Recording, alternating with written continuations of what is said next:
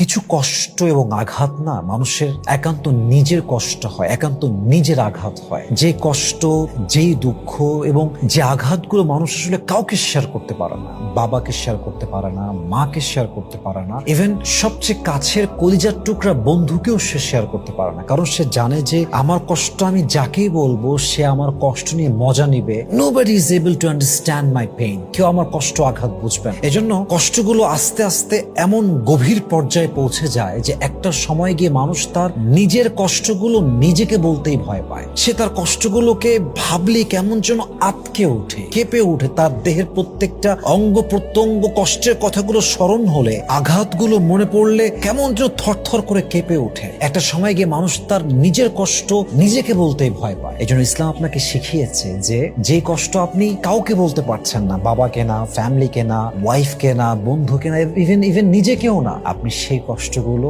সেজদায় লুটিয়ে, নিজের মাথাকে নত করে সেজদায় লুটিয়ে দিয়ে আল্লাহকে বল। আল্লাহ আপনার কষ্টের প্রাইভেসিও রাখবেন এবং অচিরে আপনার